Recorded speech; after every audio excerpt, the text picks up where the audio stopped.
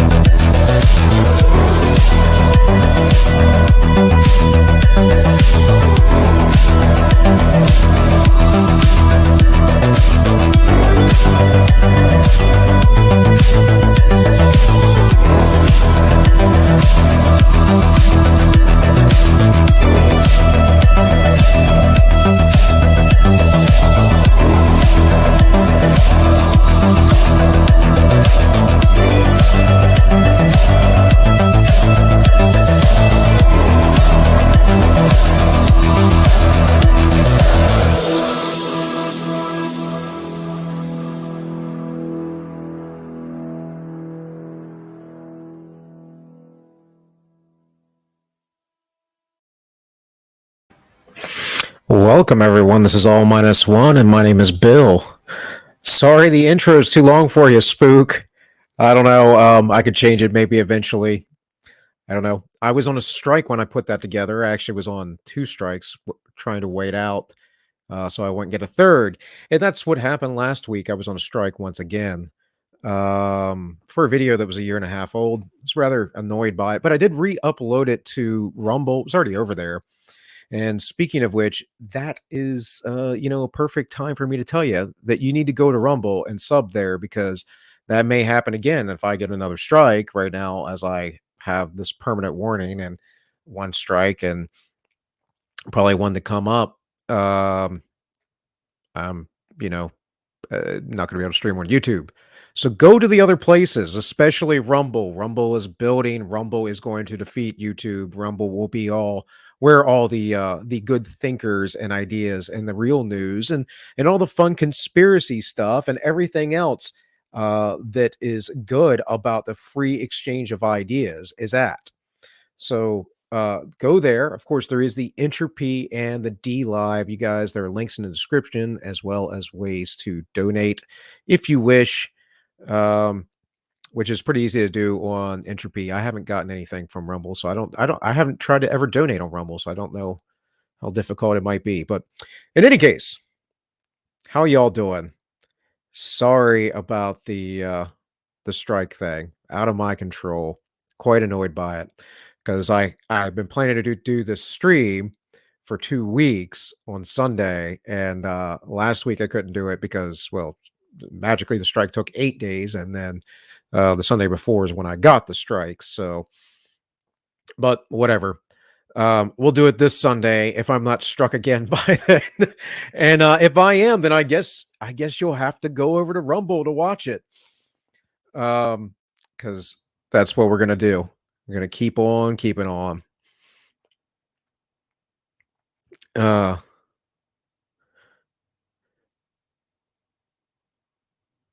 oh, Strippy doesn't go on D Live. He goes on Entropy. But I'm pretty sure all he's been doing is going in there and then leaving a few like silly comments and then jumping out. But anyways, enough about that. So guys, today I wanted to talk to you last week about this. Lauren Southern put out this video, right? About the truth of what happened to her. And if you follow any of these people, you probably should have known already that she kind of went away and had a family. But on top of that, she was facing like all kinds of trouble with countries banning her and whatnot. And then so she starts to go on and talk about all of the people that she was with in the movement that she was a part of and how a lot of them are really nasty and about themselves and were stealing money. She particularly focuses on Milo. Toward the end, she talks about Paul Joseph Watson a little bit. There's stuff in there about oh, what's his name? I can't remember. Tommy Robinson. I don't believe she says anything. I don't remember her saying anything bad about Stefan Molyneux. But bottom line is that I've talked about on here. I'm not really into internet gossip or YouTube gossip or streamer gossip, whatever you want to call it. But I've talked on here, about several people like Jack Murphy, for instance, or Carlin Borisenko, where these people, they come out, they have these ideas, they're saying the right things, but they're actually truly grifters, and they might even believe in what they're saying, but it's all about the money. And I highly distrust people like that. They tend to get very very nasty, and that's what Lauren had to say pretty much. But I want to play the last few minutes of it, the very end after she talks about everything. And I think what's important here is that she started all this as this, yeah, this young pretty woman who was fairly intelligent and articulate and bold. And people saw that and they wanted to use her and put her out there. And she's like 19 years old. And why would she not know any better? As ill prepared as we have our children these days, right? As lost as we have them in their identities. And Lauren talks about in the beginning of the documentary, it's like 3 hours. But she talks about that she had these beliefs from her father, but she hadn't fully really developed them yet, right? And she needed to. And I think what she's doing is right. She went back to be a mom, and she's still doing her film career. She's making documentaries. She did Borderlands is a great movie. I like the nuance in it because it's very similar to the position I have. Is that the mass migration movement hurts people all around. It hurts the migrants, and it hurts the people in the local areas, and it destabilizes a lot. Um, and the migrants are usually lied to about the situations and the lands that they're going toward.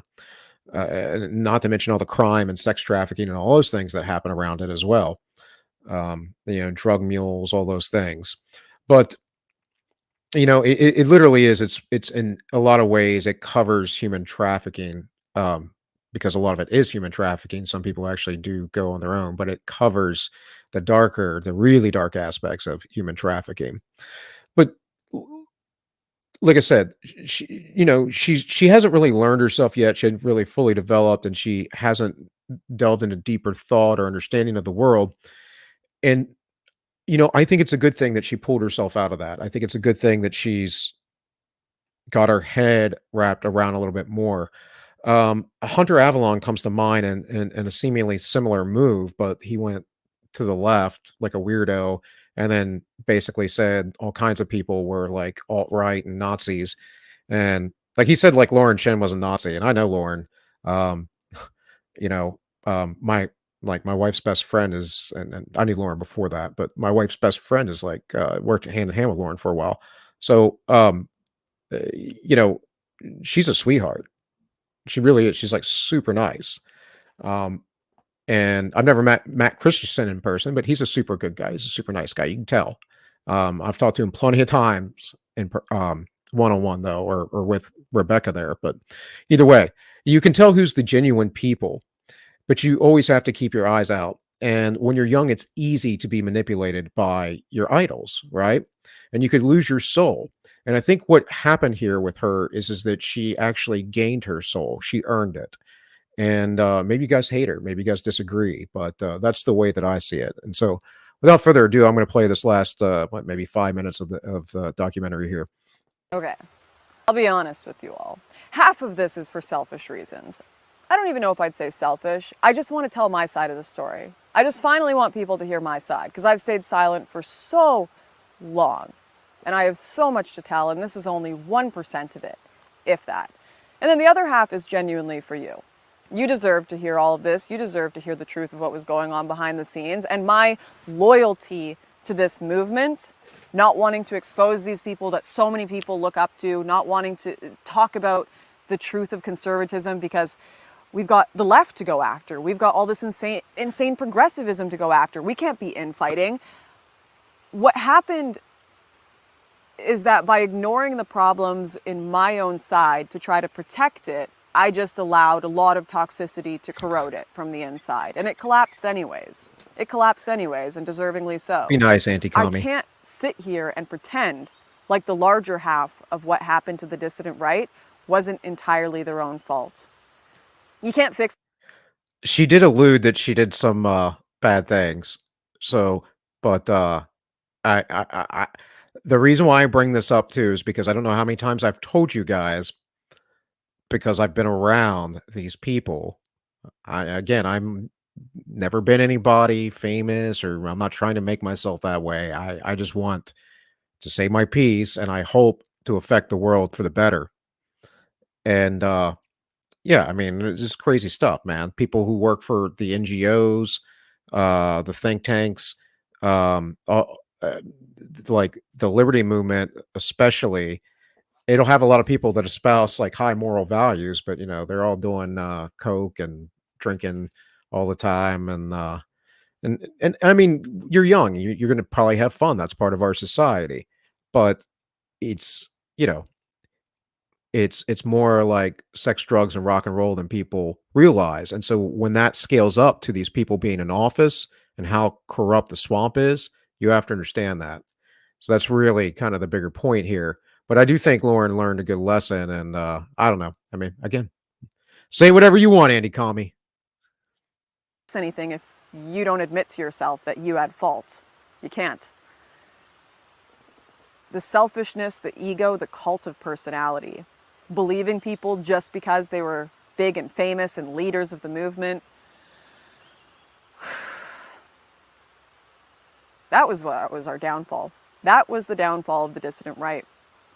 And all I can do is hope that maybe out of its ashes we can create something more genuine. You guys, the actual people who this is about, can make something more genuine. Because it's us over here, the figures. Me not telling you any of this, me covering it all up to protect my side, that was a up. That was me f***ing up. Everyone else doing things for fame, ego, and money, not everyone, but a lot of people, up.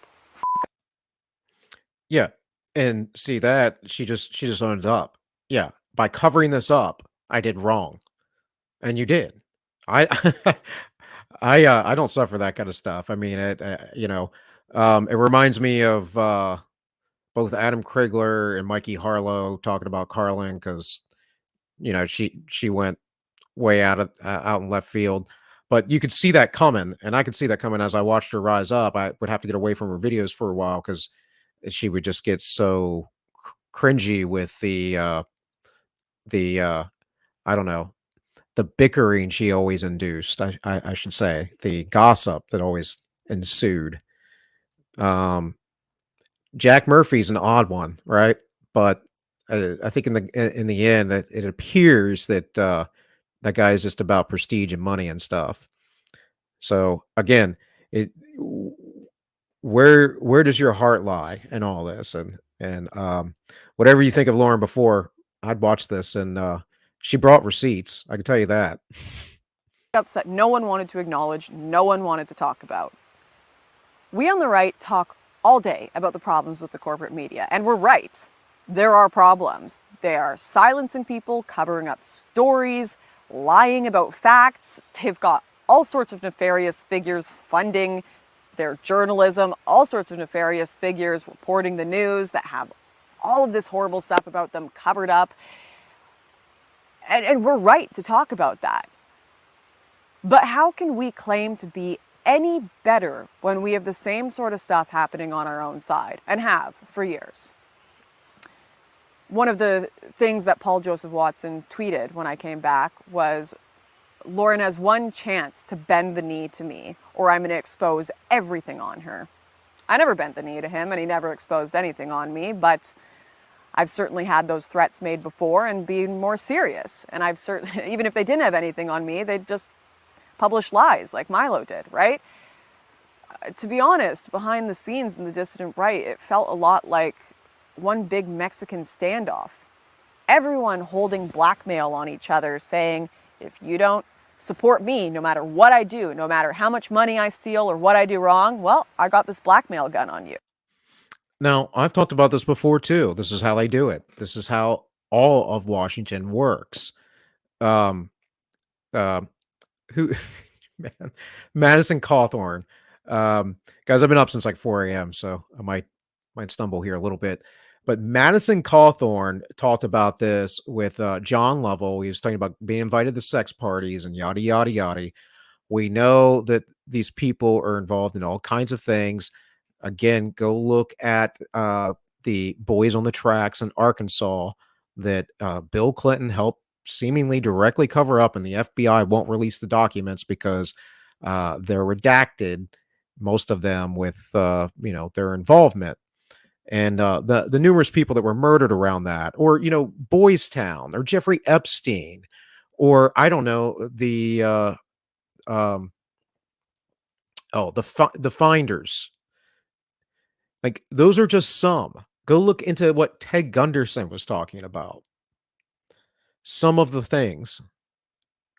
It's pretty dark. These people probably had nothing, anything sort of any sorts to do with that. But even Matt Gaetz, I said it then when he was being extorted. I said he probably did. I don't know, but he probably did move a girl across state lines, unknowing her age, I'm sure, because this again, it's kind of how people go when they get money. They go crazy, right? And power is very enticing. It's intoxicating. And unless you have an inner drive, an inner purpose, right? unless you have some sort of mission or goal that is beyond you, then you'll probably be okay. But if the mission and goal is you or becomes you, it's going to be a bad time.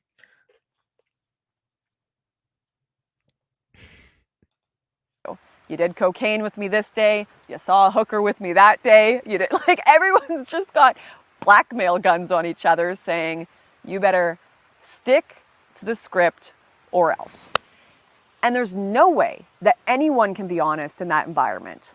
No way. Especially when you get excommunicated from your audience get told you're a fraud. I think that was actually one of the biggest reasons that Kaylin, George, and I were probably kicked out of the right and had so much lies spread about us, was because we knew too much and we didn't want to be a part of it anymore.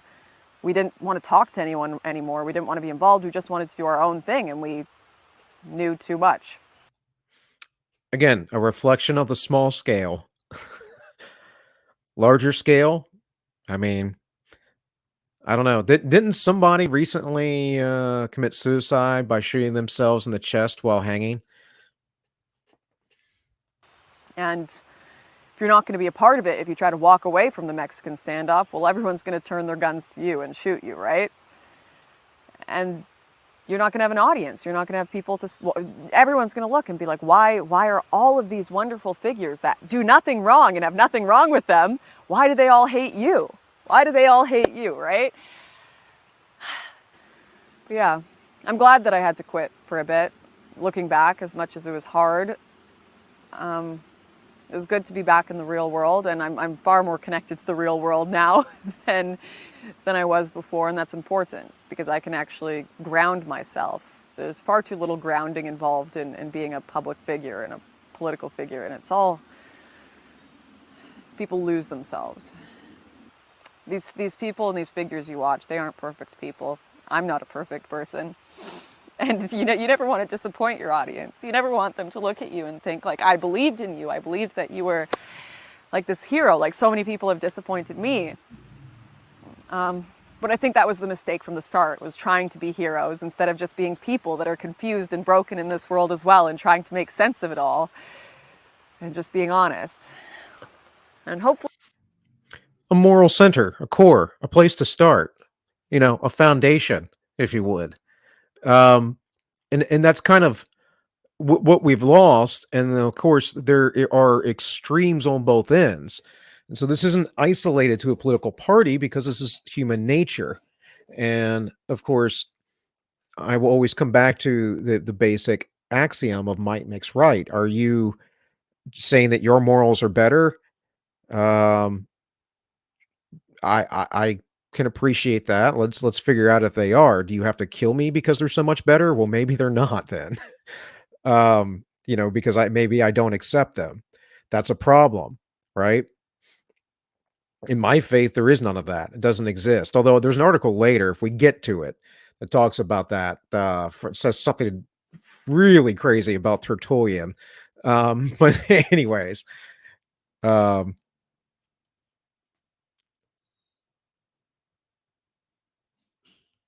yep, Holly, absolutely. I'll get to be more honest going forward, and hopefully maybe this video will convince more people to be more honest going forward about everything that's going on in the background. But yeah, I love you all. I care for you. I've cared for you the whole time. I've never been a fraud or lying. I've never wanted to hurt any of you. I really, really, really believed in this all. And I'm sorry that I probably hurt a lot of you by keeping this all to myself. But it felt good to say it. It felt good to say it all. I'm telling you, you're coming along at a very dangerous time for rock and roll. The war is over. All right. So yeah, I thought it was worth highlighting. I haven't seen a lot of people talking about it. I've heard a few people mention it. Then again, I'm not watching a lot of stuff outside of science and philosophy at the moment, and doing a bunch of writing and all that. But yeah, you build up these idols in your head, and you make people out to be more than they are. And some people are incredibly exceptional. Don't get me wrong, but you have to stay grounded. You have to understand they are just people. They might be people of respect, but I think I will always go back to the first point of respect for any man is his moral character. We don't live in that society anymore, but regardless, that's still the way it goes. So let me see here, guys. Okay, just wanted to make sure I knew where I was at. And so, yeah, speaking of moral character, right, in our society, we're going to talk about that some and the way that it is going, and our leaders, of course. So, I am sharing this so I can share easily. I'm doing what is it? Windows share. So, y'all let me know if the sound doesn't come through right because StreamYards is a finicky animal.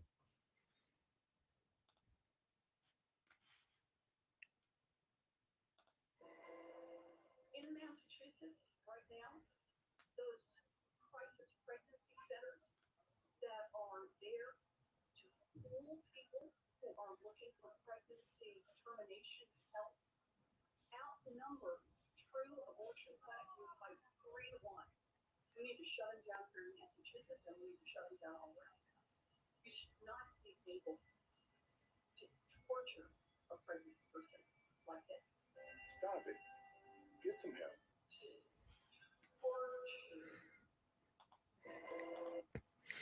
So, no sound. Okay. Sound is indeed not coming through properly. That's fine. I can do it this way. The only problem is I have to keep getting in and out because I don't know. I don't know. I've looked around in the settings. I used to be able to just switch tabs, and now I can't do that. StreamYards. It makes my job easy using it. Let's do this one. In Massachusetts right now, those crisis pregnancy centers that are there to fool people who are looking for pregnancy termination help outnumber true abortion clinics by 3 to 1. We need to shut them down here in Massachusetts, and we need to shut them down all around the country. You should not be able to torture a pregnant person like that. Stop it. Get some help. To torture. How's the sound now?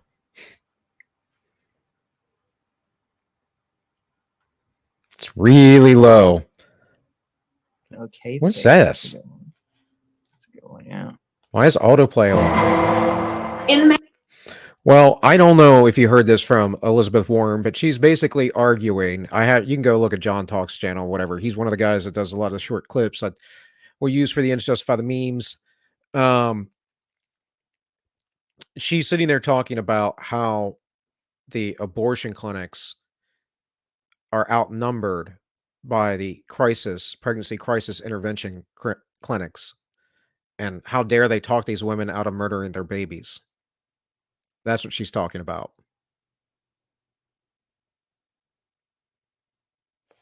Aha.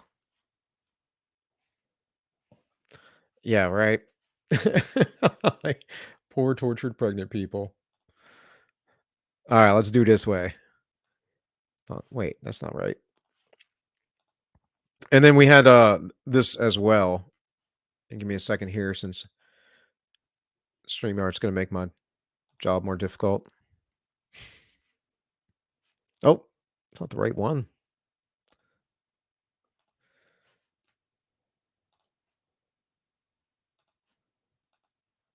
Here we go. All right, guys. So this is literally like congressional or where's that? Let's say I really love when you get to vent in the public hearings like a lunatic. Anyways, I forget what the clip is. I know it's in hearings. From good old memology 101.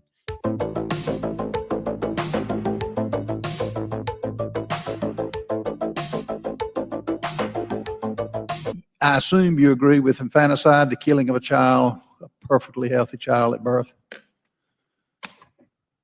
I don't accept the basis of that question, but Pardon me? I do believe abortion is healthcare.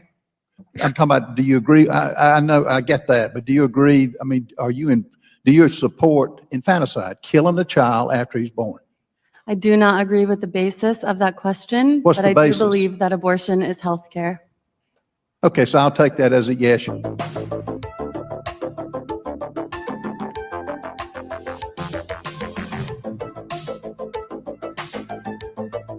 Mrs. Shannon, do you agree with infanticide? Well, I think you're using inflammatory language to basically describe a situation that does not happen. We don't have infanticide happening. Doctors would not do that, and neither would folks who have carried Okay, pregnancies. would a healthy and later- child, do you agree if a healthy child is born, that is that woman's right to decide if it lives or dies? What I think is, based on your question, you have a very low opinion of pregnant people. Because if you think No, that anybody would answer carry. the question. Excuse me. Answer the question. I'm answering it. Do you No, you're want not. to, you want I to will answer take it, it or that you you want to keep agree. talking over witnesses? What I'm No, no. telling you is nobody would carry a pregnancy and then decide on a Monday because they are bored that they How want she to have an steamrolled abortion. him. That's ridiculous. And Saying he was talking over her. it's inflammatory. What you're saying, you're talking about families who are in tough situations where folks have been excited about carrying a pregnancy. Most of the abortions that happen later in pregnancy are really tragedies where it's really a disappointment for everyone involved. But you agree with, I take it with all those words, you do agree with basically murdering a child after they're born.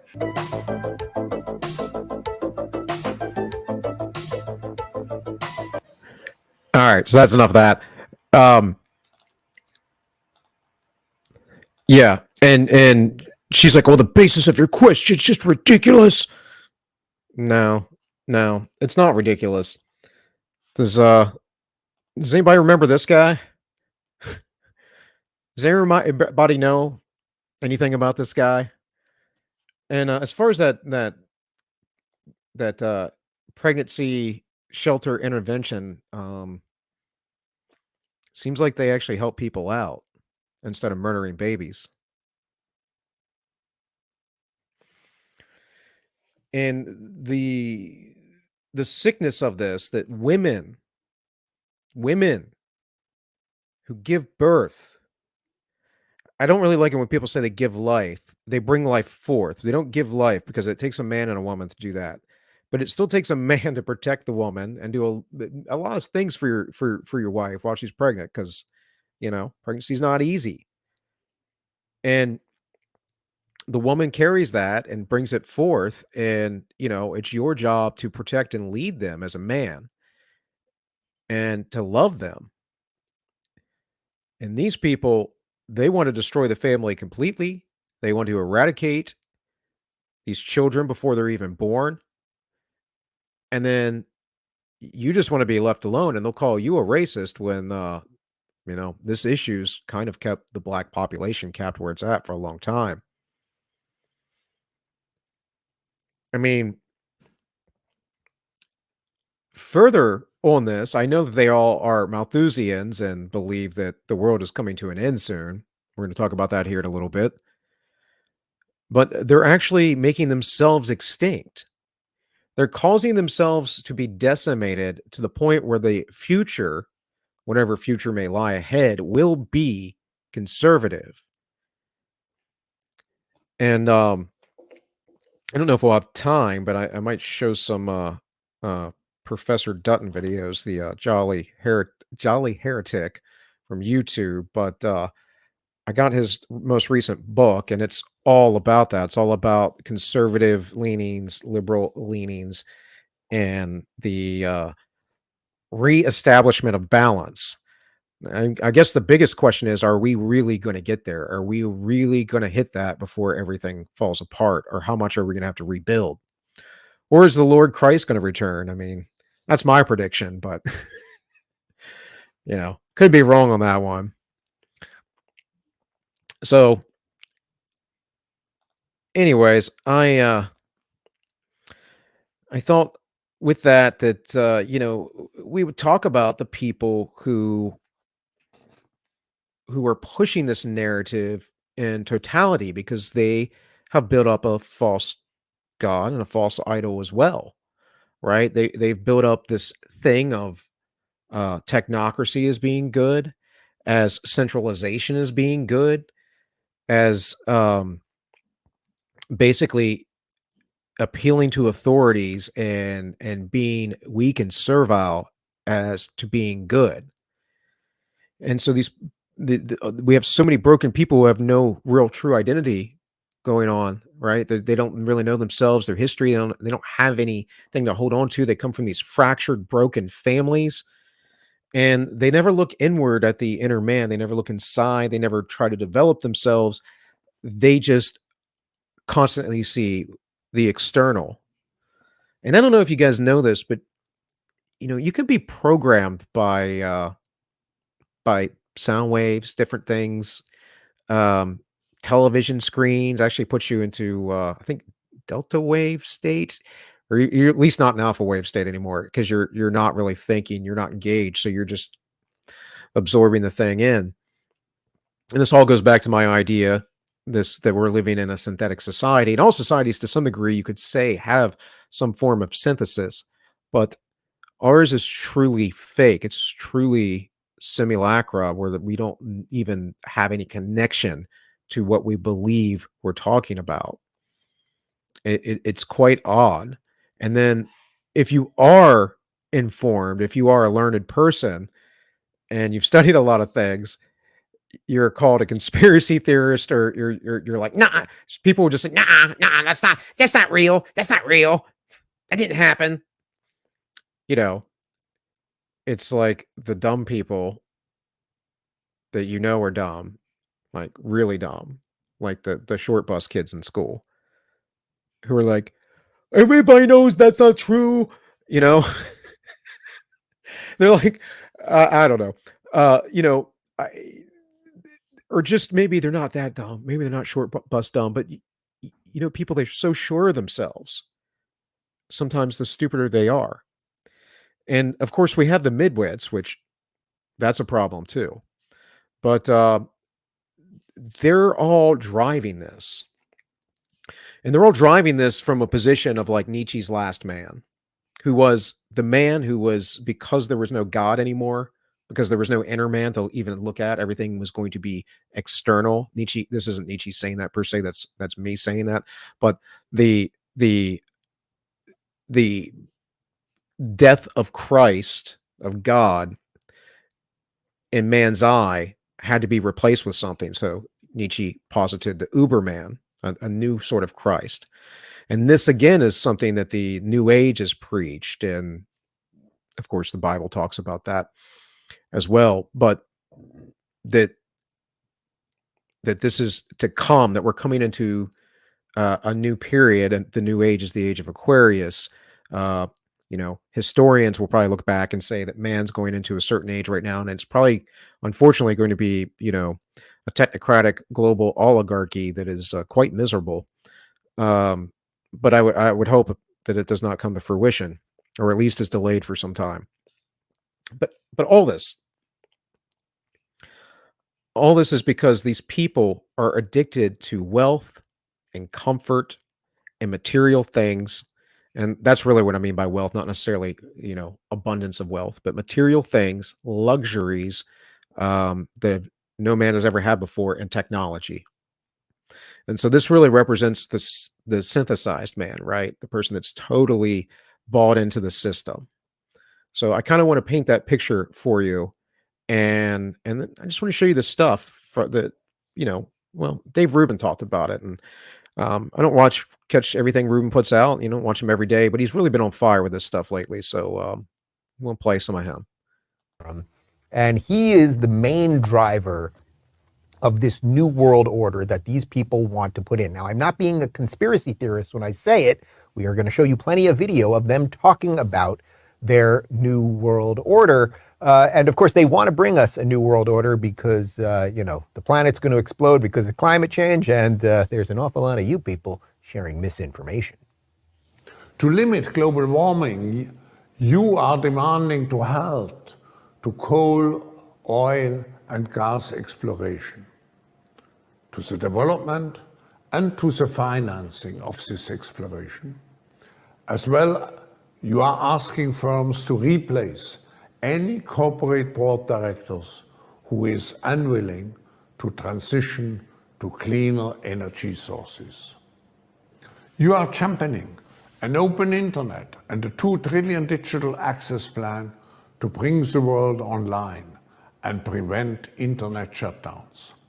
And you are presenting new ways to minimize the spread of misinformation, and you want to combat dangerous extremist views in the internet.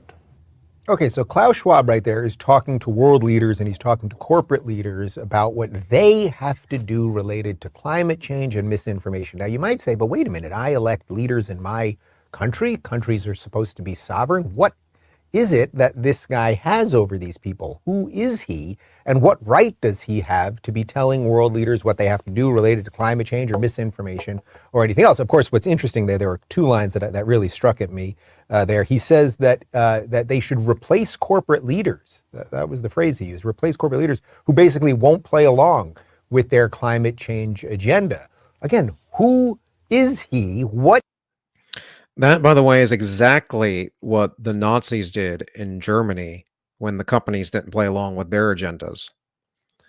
And you know how much I love to tell you how the left are the Nazis. What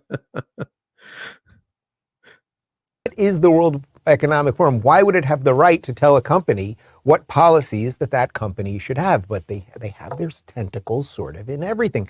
Then he also talks about an open internet, and it's hilarious because he's talking about an open internet that'll avoid shutdowns and everything, but we also have to watch out for misinformation. So the very same people who would love to silence all of us are the ones that are always talking about an open internet.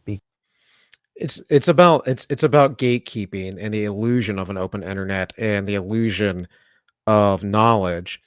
And so one of the things that I think we've done as a species is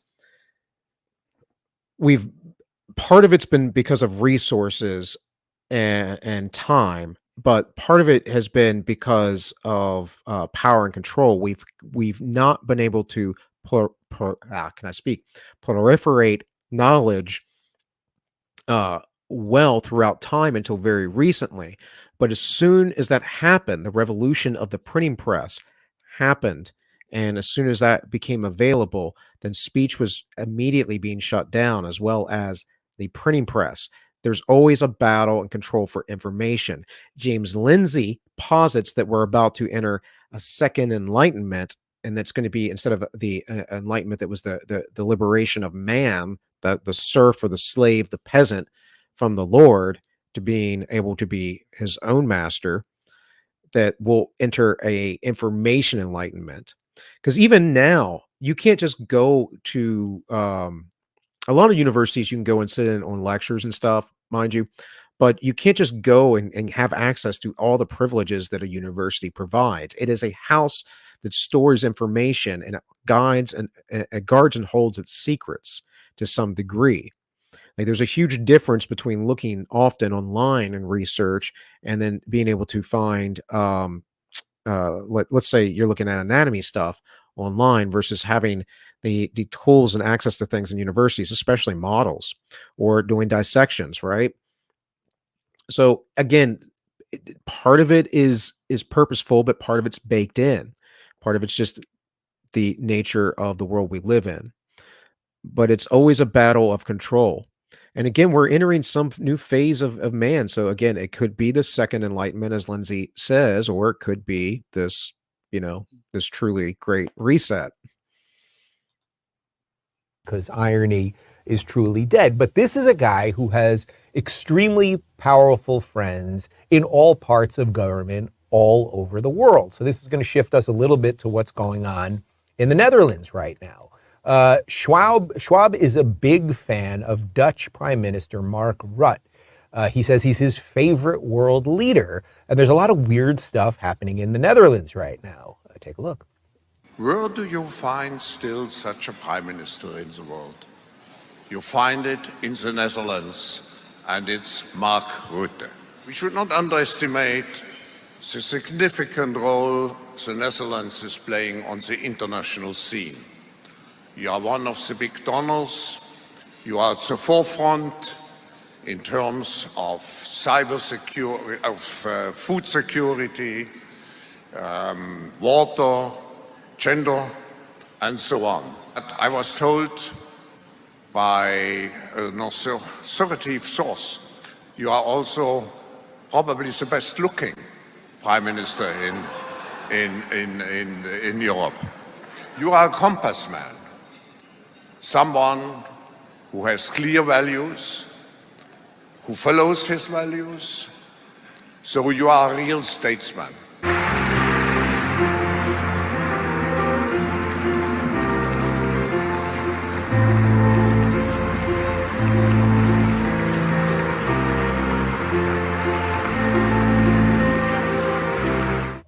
Okay, so Klaus Schwab really has a boner for this Mark Rutte guy, who is the prime minister of the Netherlands. Did you catch the line in there? That the Netherlands, Holland, is on the forefront of food security, water, and gender.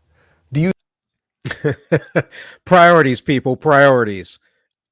And of course, right now the Dutch are experiencing tyranny. The farmers are having their land stripped away. And we're in the middle of a global food shortage, supply chain breakdown, and the Dutch actually supply a lot of the food to the world as well, believe it or not. So this is a big deal, a very big deal. And again, what's the moral here? What are we supposed to be doing this for? The Earth, the planet. We're trying to save the planet.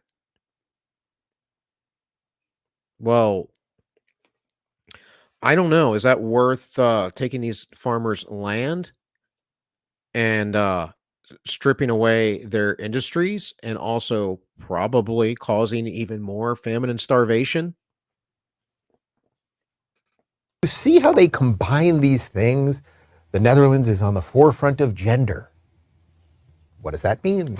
Who the hell knows? Nobody knows, but they combine all these things and then they think that they're good people. But anyway, he really loves this guy and he's a good looking dude and he's doing all the stuff that we want him to do, but not. So what is the stuff that they want him to do? And is everyone in the Netherlands happy about it? Well, here is a Dutch MP, a Dutch member of parliament. I may butcher his name slightly. His name is Gideon van Muren.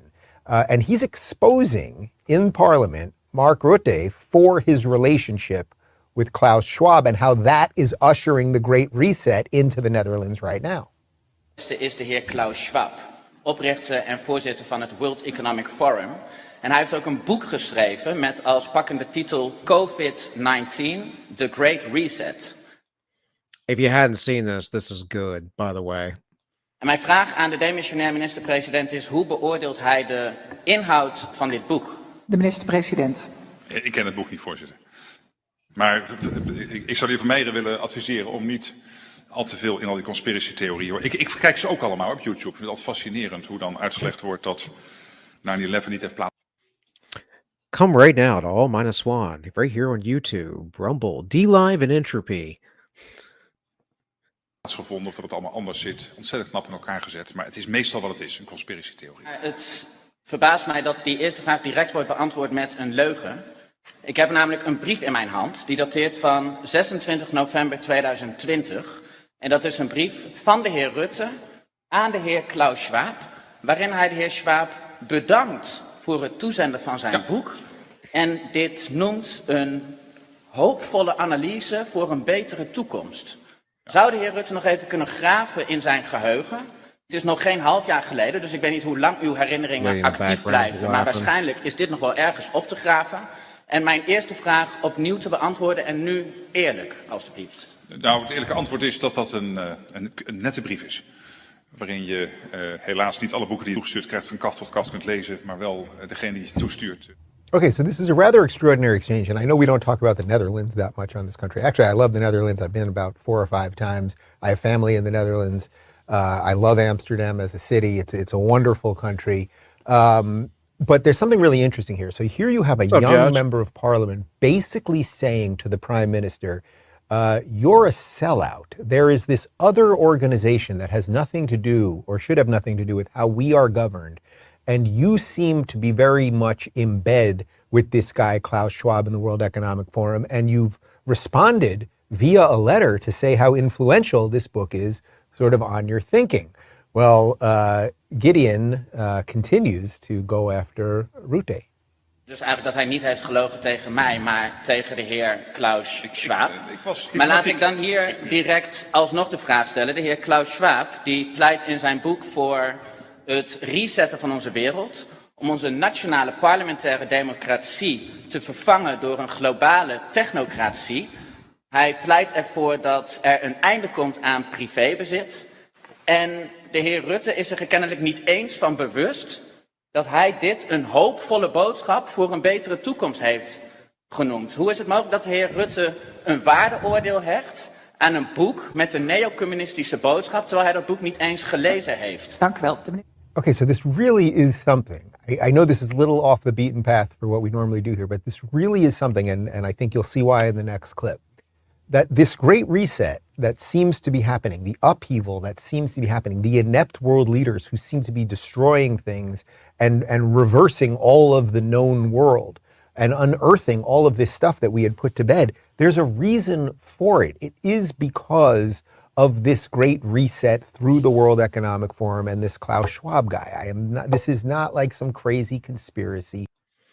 Right, Dave. Right, exactly. And it's good that Dave is a big voice and is talking about this. A lot of people are, of course, it's still just a conspiracy theory to all the people who are synthesized. I can play all the clips all day and night that this is a group of global leaders talking about this. We could sit here. I can, let's see what we got here. This global pandemic has also created an opportunity to build back better. Building back better. This pandemic has provided an opportunity for a reset. So there's Canada. This is our chance to accelerate our pre-pandemic efforts. Now we have to accelerate because there's France. We are living the first consequences of basically climate disorders. It's time to rush, and President Biden is 100% right to do so. Last week, America. I shared the outlines of my plan to build back better. It's about building this country back better. As Europeans, we increased our targets for 2030 and 2050 a few months ago. We need India and China to be with us. With Chancellor Merkel, we had a discussion with President Xi. The Great Reset. Well, there's Germany. And I think we felt the commitments of President Xi on climate to work with the US and with Europe. You know, I have longer clips, but you guys have seen them, right? It's like how people cannot get this through their head that it's real, it's coming, and you need to get prepared. You have a little bit of, I still think you have some time because people are so aware of this that their timeline will shift. It's what they do. They adjust, folks, when we adjust. And the war, the real battleground right now, or where it's been at, has been the interwebs and the freedom of speech. And I know there's a ton of people out there, a ton of normies walking around, totally asleep. You know, a ton of people who have no clue. But this is going to continue to affect them until they do wake up, and they'll find a way. A lot of them, the ones who are completely synthesized, they're soulless. The ones who are the last man that just care about their wealth and technology and their comfort. Yeah, what they do is they at the last moment rise up against you as the enemy. That's what they'll do. But the other people you can kind of nab here and there, and it's important that we keep fighting in whatever way we can. And of course, I don't advocate for violence, but fighting with memes, if you would, fighting with the sharing of information, fighting with ideas, and fighting by getting out and voting and building up locally, and not murdering our children. How about that? Because the demographics will change and they will shift towards the proper balance Even right now, to some degree, we are having wins in the culture war that is bringing balance. And I don't think the Democrats are doing too well in the U.S. I don't know what the situations are in the other nations, but what I can say is that understand that these people do control the superstructure. They control all the supply chains already. They control all the corporations already. It's the people that they need to get control of. And these laws, these things that are being pushed forward in many nations to ban firearms, which, mind you, was very sudden, right? All of a sudden, it happened. Within a few years, New Zealand and Canada banned the firearms. And here in the United States, they're pushing for it. And of course, we've had a lot of shootings. Now, I'm not saying that those are like false flags or anything. I think that is the synthesized person getting into the final stage of their psychopathology and going out to attack. And again, this isn't a left-right thing. A lot of people are synthesized on the right as well. There's a lot of people who are living completely externally. They're not grounded. They haven't looked inside themselves. They haven't been in touch with their unconscious, which is your duty to bring forward into light so that you can conquer it. But I'll play this last little bit here, this clip.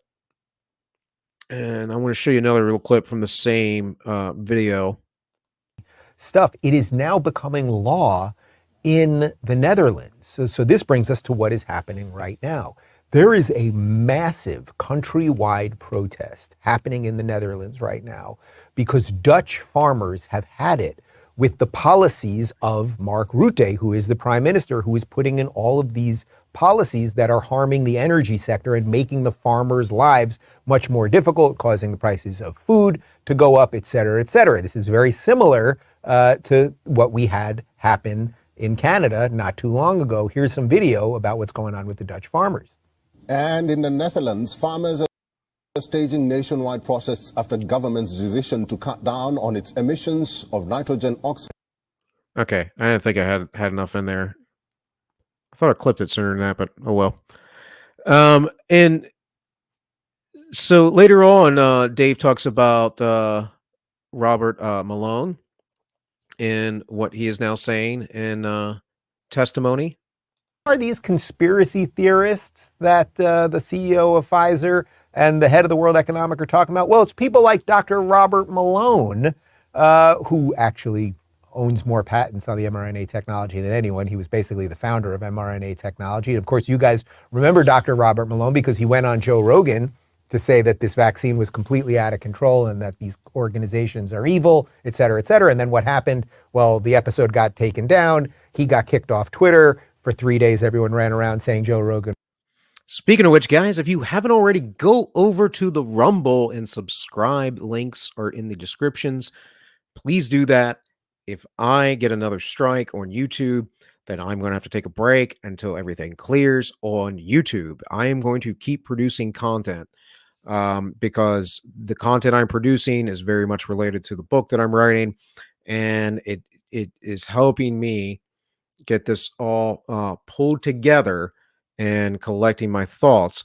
So the really, the Tuesday streams are going to be streams that are really sometimes a little bit more light or off the cuff, or we're going to watch like a lot of clips, and maybe I'm not being that light because I'm talking about, the WEF and all that, but it's a serious topic. But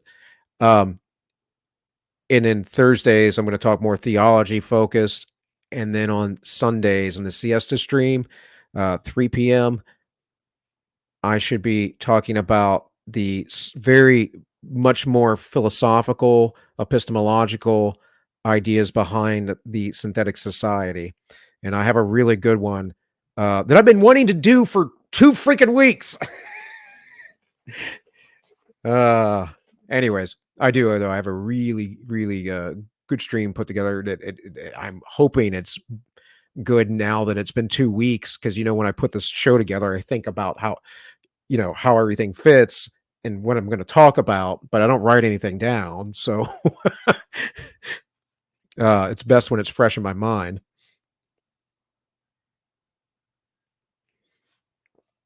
Yep. Yep. Yeah. And people were too stupid to realize basic things like that, anti-commie. They're too synthesized. They're too wrapped up and watching their sports balls and the Real Housewives and whatever else.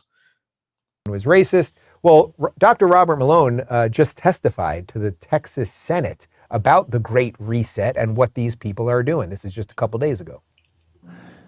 What I believed for a long time had to be a crazy conspiracy theory, this Great Reset, that was a book title published by the head of the World Economic Forum 4 months into the outbreak that spoke specifically about exploiting the outbreak for other purposes having to do with an economic agenda. In fact, we should take that seriously. That appears to have been the case. It appears to have been whether, all the nuance of where did the virus come from, how was it generated, was it intentionally released, was it inadvertently released, all that stuff is unanswerable. But I believe that when you look at the data, the information about the policies when they were implemented, the monetary policies that were implemented that we're now living with, the consequences of, those data can best be fit as consistent with the plans of a group of people who had strong economic interests. And it's very difficult for me to account for the policies that have been implemented. So last question.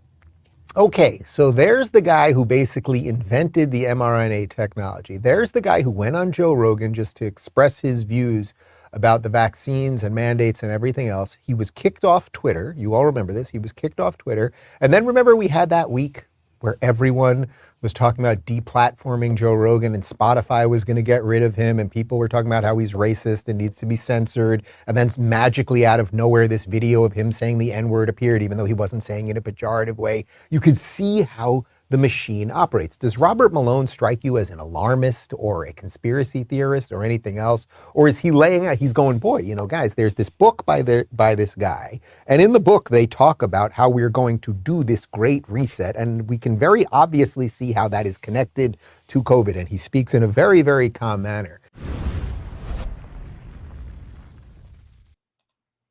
Well, you don't need to have that book. You don't need the book, all right? Because the stuff's all over the interwebs. They publish it from January 30th, 2018. 5 facts you need to understand the new global order. You guys see that up there? Here, let me just link that for you. Just link that in the chat. There you go. There you go. A nice little link. Everybody can enjoy. Except for DLive. DLive, that's I'm running over there, but it's not running up here. Look at this. I don't have to bigly this some, but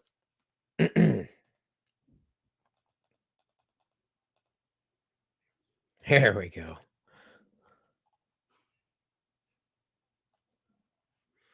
So, at least 3 competing versions of the future world order crashed together at the World Economic Forum's gathering in Davos last week. There was the one peddled by the combative Donald Trump, calling for a full-scale U.S. retreat from the current order. Intriguing. Is that why things happened? That happened? Another came from Chinese leaders who proposed a new global economic system built around Beijing. Really? Intriguing. Meanwhile, Canada's Justin Trudeau and France's Emmanuel Macron urged Western leaders to double down on the current liberal order. It would be a mistake to dismiss their speeches as empty grandstanding. This debate is deadly serious. I'm deadly earnest here. Going to be deadly earnest. I'm deadly earnest, Jack. uh, the outcomes will likely determine the future of global stability and the security and prosperity of everyone. If the leaders of major countries and international organizations cannot see eye to eye, we are in for a very rough ride. Rather than withdraw, what is needed more than every other new idea, institutions and blueprints to navigate the coming storm. We are living in abnormal times. The global liberal order is in an advanced state of meltdown. Now, this is just because Donald Trump was in office for 2 years. Consider that. Consider that. And as the world rapidly shifts from unipolar to multipolar reality, the international system itself is exposed to profound instability. There has been no multipolar shift, and by the way, we had a bipolar system for some 50 odd years or so with the Soviet Union. So what and what really would be the problem with a multipolar reality? We that's where we came from. And so one of the things that comes about with that, right, is you develop the multipolar man as well. Because we don't have all of these different nations of great art and great science and great culture and learning different things up and building man up and trying it out in different ways and great philosophies coming out. We had that.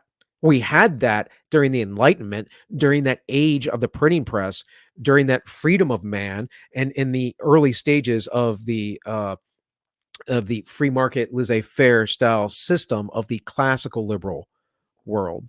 And what happened to it? Well, it was taken over by totalitarianism nearly immediately, almost instantaneously. And so Josh and I were talking earlier today. We were talking about the left-right distinction. This would be a good time to bring that up because, I use it kind of casually. I see myself above that, generally speaking, but I consider myself on the right, being on the side of liberty versus tyranny. And that is from the French Revolution, actually. They thought they were revolutionaries, but I don't care what people say that they are. I care what they're doing. And what they did was bring terror. What they did was bring collectivism. And what they did was destroy. They followed the way of death, not the way of life. So, but for a long time, despite wars and such, that's terrible between nations, we had these different things come up, these different cultures, and we shared amongst each other. And it actually worked pretty well. We had trade routes and stuff. That was the world for most of history. And they want you to believe that the unipolar world is where we need to be. And we are a unipolar world right now with the United States as the head. But what's going to happen is they're going to switch it to China if they very well can. And China's building up militarily right now as we speak. They already made big moves against Hong Kong. By the way, all the stuff about Ukraine, where was the serious international relief and cries for the oppression of people at Hong Kong? Now, I know that Chinese, or at least the CCP, have control of them, but they were supposed to remain an autonomous state, more or less. Now, we all knew that was a lie, but still, no international cry then. Of course, I don't believe the nonsense either of, well, we haven't had major war in Europe since World War II. No, we we did. The Russians did a lot, and there was active, at least, Cold War for that 50-year period. So let's not forget that. But anyways, back to this little tidbit of information here. If the situation is not handled with extreme care, the potential for a major collapse is real. The question is whether our world leaders are capable of fully understanding what is happening in real time and can muster the collective action to set new rules of the road. Again, collective action. And one thing I on the point I was making about the different nations in the different experiments, which is, by the way, is federalism. But I mean that globally. And I don't want to overarching government globally either. I'm saying, though, let them make their own laws. Let people make their own rules locally. That's the real diversity is our strength, diversity of ideas and all that, because the truth emerges out of that. And it emerges out of merit generally. So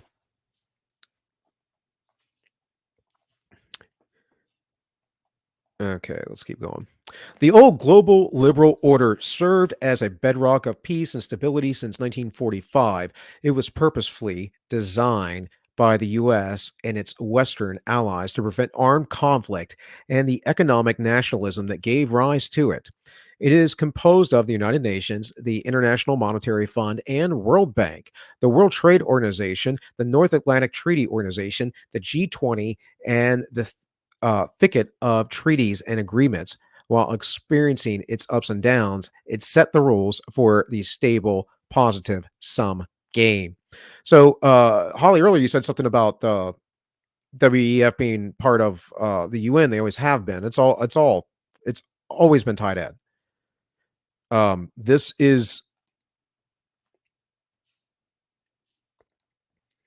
these are your major external NGOs, and then you have the other groups. They're all tied into, like the Council of Foreign Relations, the Rhodes Scholars. All of these things have been integrated. Again, though, we talked about this yesterday on I was on Yiz's Discord of Dragons, and it was pretty fun. I spurred out pretty hard, but writing, researching, so I'm pretty focused, pretty sharp in what I need to say and want to say right now. But yeah, go check that out if you didn't, because I had a fun time. Well, virtually everyone agrees that a rules-based system is essential to manage security in trade. A power struggle is underway over who writes and enforces them. The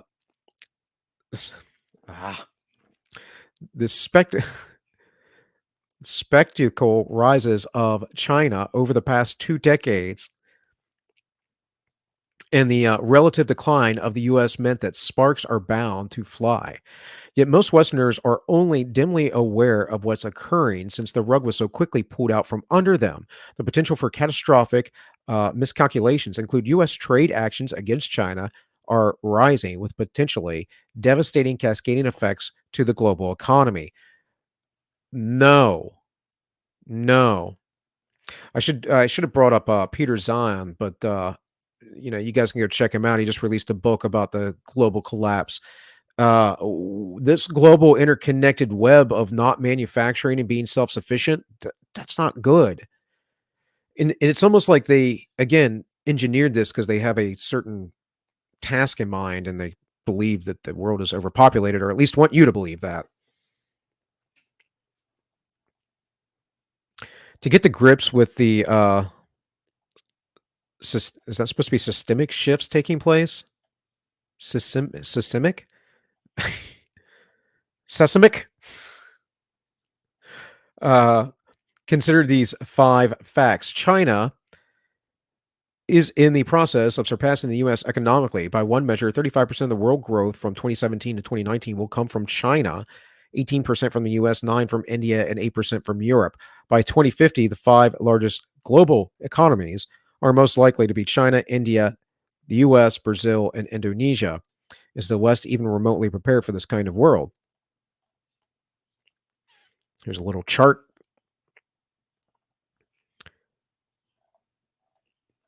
China is the largest urbanization and infrastructure development scheme on Earth. Both bad. And their infrastructure is falling apart all over the place because they make it cheaply. But still, it is what it is.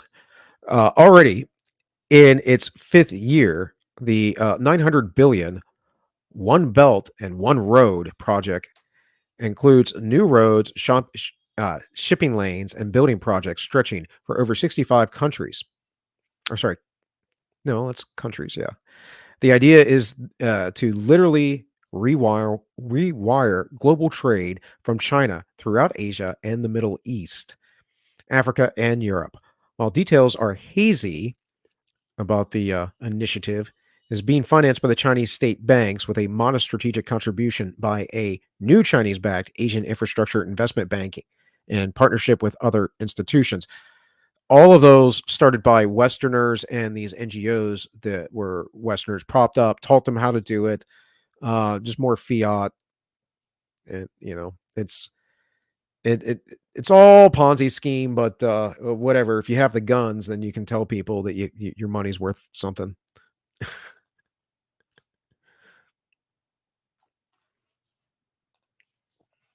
All right.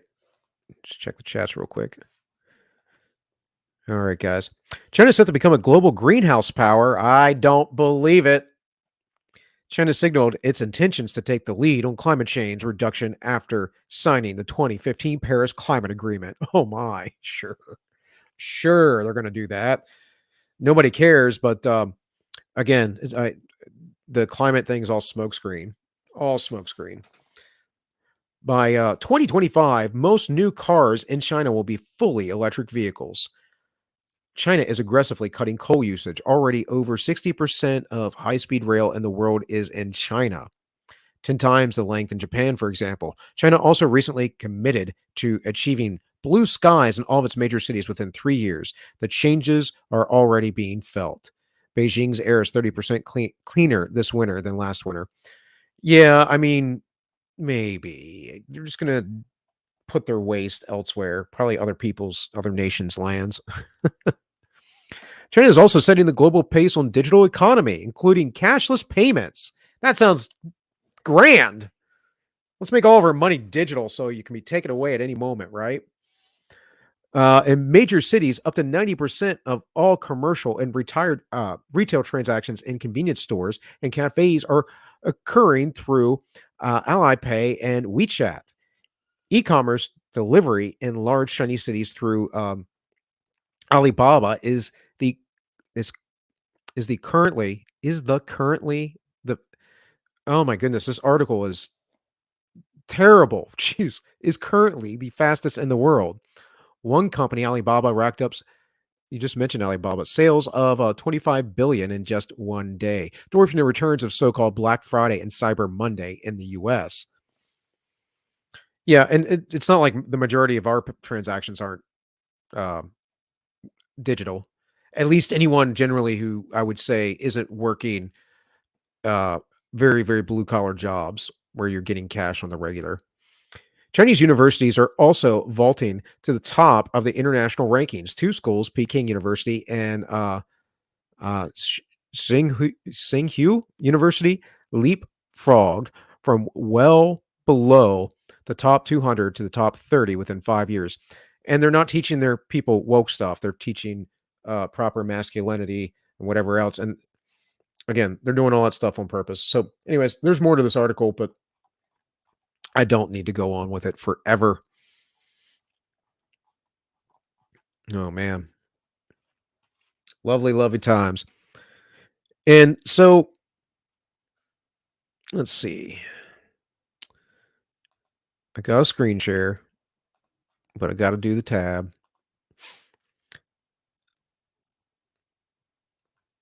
And so I want you to listen to this just for a few minutes. TED Talk with Yuval Noah Harari. And you know he's my favorite guy lately.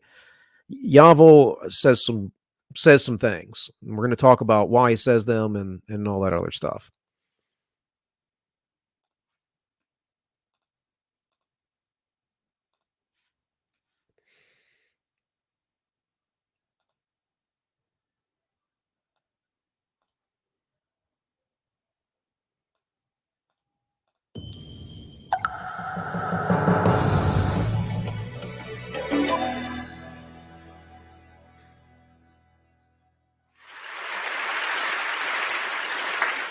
Hello. So welcome to this TED Dialogue. It's the first of a series that's really we've done in response to the current this isn't the video. upheaval. Jeez.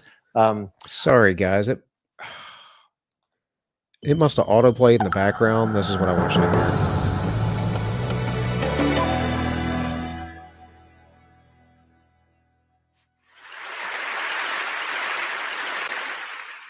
70,000 years ago, our ancestors were insignificant animals. The most important thing to know about prehistoric humans is that they were unimportant. Their impact on the world was not much greater than that of jellyfish or fireflies or woodpeckers. Today, in contrast, we control this planet. And the question is, how did we come from there to here? How did we turn ourselves from insignificant apes minding their own business in a corner of Africa into the rulers of planet Earth? Usually, we look for the difference between us and all the other animals on the individual level. We want to believe, I want to believe, that there is something special about me, about my body, about my brain, that makes me so superior to a dog or a pig or a chimpanzee. But the truth is that on the individual level, I'm embarrassingly similar to a chimpanzee. I disagree. I disagree greatly. But sure. And if you take me and a chimpanzee and put us together on some lonely island and we had to struggle for survival to see who survives better, I would definitely place my bets on the chimpanzee. That's your fault, bud. You know, do you know how to be self-sufficient? Are you nothing but, you know, enamored with our technology and our luxury? Not on myself. And this is not something wrong with me personally. I guess if they took almost any one of you and placed you alone with a chimpanzee on some island, the chimpanzee would do much better. The real difference between humans and all other animals is not on the individual level, it's on the collective level. Humans control the planet because they are the only animals that can cooperate both flexibly and in very large numbers. Now, there are other animals, like the social insects, the bees, the ants, that can cooperate in large numbers, but they don't do so flexibly. Their cooperation is very rigid. There is basically just one way in which a beehive can function. And if there is a new opportunity or a new danger, the bees cannot reinvent their social system overnight. They cannot, for example, execute the queen and establish a republic of bees or a communist dictatorship of worker bees. Other animals, like the social mammal. Why did you say communist dictatorship? So we're special and different from the other animals because we collectivize. I don't think so. I think we're special because we are in the image of God, and there's a divine light inside of us, and we can become imagers of God. And I think that we're special because we can bring goodness to fruition, because we can create things that are beautiful and useful and helpful, and not just be what other animals generally are, and that's just, you know, existing in their environment. We adapt and we change very much, and we do to situations. But he literally just posited that we can do it overnight, and that's not really true. That's a silly thing to believe. Now, maybe in the time span of, you know, all of the universe's history, sure, overnight. But this isn't anything he's pushing that's organic, and he's making an example. They can't just overthrow the queen in a communistic revolution. It's interesting. The wolves, the elephants, the dolphins, the chimpanzees, they can cooperate much more flexibly, but they do so only in small numbers, because cooperation among chimpanzees is based on intimate knowledge, one of the other. If I'm a chimpanzee and you're a chimpanzee and I want to cooperate with you, I need to know you personally. What kind of chimpanzee are you? Are you a nice chimpanzee? Are you an evil chimpanzee? Are you trustworthy? If I don't know you, how can I cooperate with you? The only animals that can combine the two abilities together and cooperate both flexibly and still do so in very large numbers is us, Homo sapiens. 1 versus 1, or even 10 versus 10, chimpanzees might be better than us.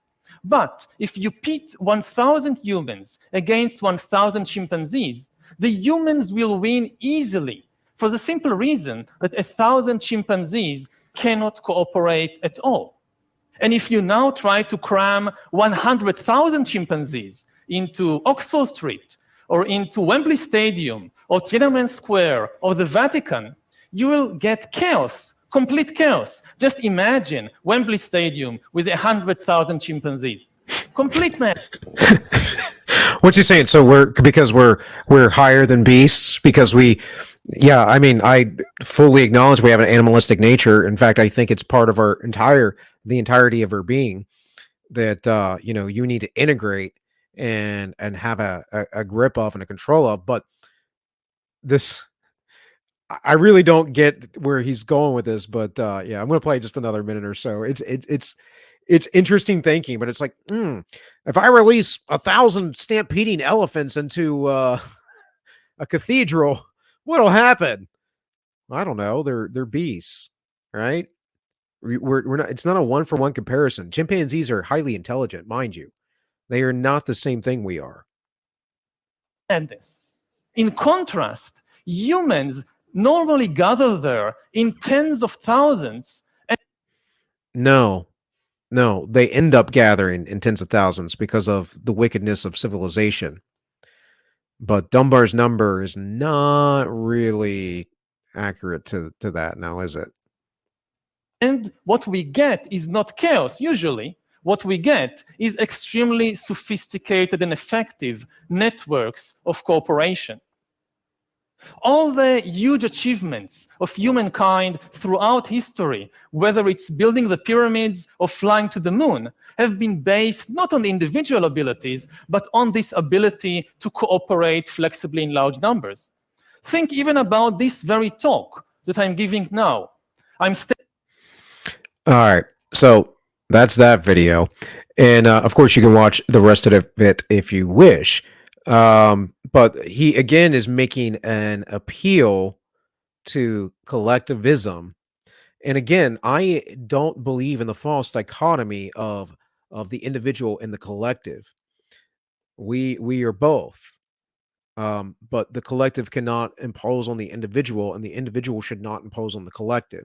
There's a difference if the individual fails or is unable to do something versus when the individual continually does something wrong purposely, doesn't correct their action or behavior, right? Does things malevolently. There's a difference in that. But that's when we start realizing, okay, the collective needs to, for its own sake, take that person out. And that dichotomy, of course, gets played around with all the time in people's minds because it's not well defined. It's not well defined because we don't really educate people on the reasons why that's important. Because they don't get classical educations anymore. They don't have to learn philosophy in school and various other things. Not that everyone did back in the day either. There were a lot of illiterate people who worked the fields, and that's fine too. But I bet you, even if they were illiterate or even low IQ, they had some deeper understanding of those things than we do today. The majority of us, at least, I should say. So yeah, there's that, and there's just the very beginning of this other video I wanted to play. I just found it interesting. What he says at the very beginning of it, and I'm like, what?